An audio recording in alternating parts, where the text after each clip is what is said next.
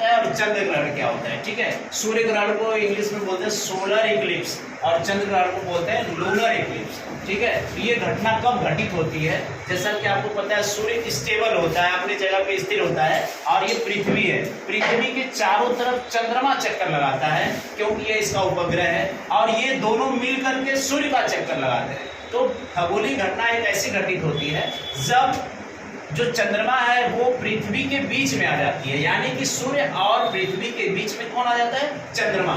जब चंद्रमा सूर्य और पृथ्वी के बीच में आ जाता है तो यह घटना जो कहलाती है सूर्य ग्रहण की होती है। इसमें कंडीशन ये होती है कि सूर्य का प्रकाश जब पृथ्वी तक न पहुंच पाए तो ऐसी घटना को क्या कहते हैं? सूर्य ग्रहण कहते हैं। जब सूर्य का प्रकाश पृथ्वी तक ना पहुंच पाए, कैसे नहीं पहुंच पाएगा?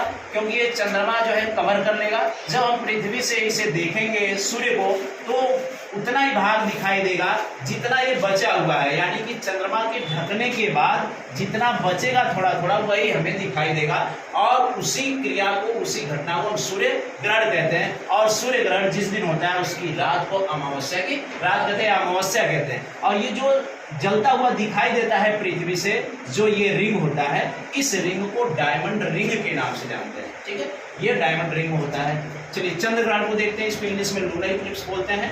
ये घटना कब घटित होती है?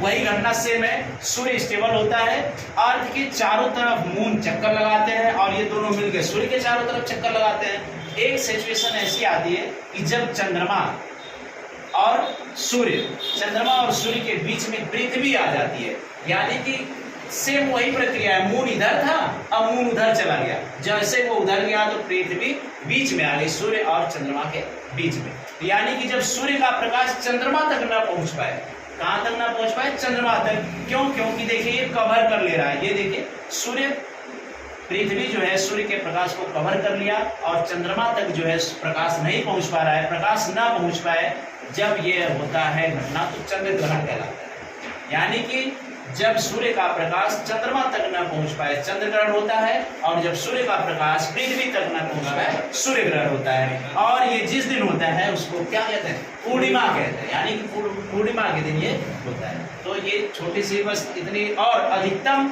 ये जो घटना घटित होती है ये अधिकतम इसका जो अवधि है, टाइम है, वो बस 8 मिनट का होता है। क्योंकि आपको पता है कि जो पृथ्वी है वो प्रत्येक 4 मिनट पे 1 डिग्री घूम जाती है। तो जैसे ही 2 डिग्री ये घूमेगी, यानी कि 8 मिनट जैसे ही होगा तो सब क्या होने लगेंगे? जितना कवर किया था वो थोड़ा थोड़ा हटने लगेंगे। तो वही हमें इस तरह से छल्ला दिखाई देने लगता है, ऐसे दिखाई देने लगता है, ये ऐसे, ये हट जाएगा तो इस तरह से दिखाई देने लगता है। फिर हमें आधा इतना दिखाई देने लगता है, फिर ये पूरा दिखाई देने लगता है। तो ये लगभग 8 मिनट तक क्रिया होती है।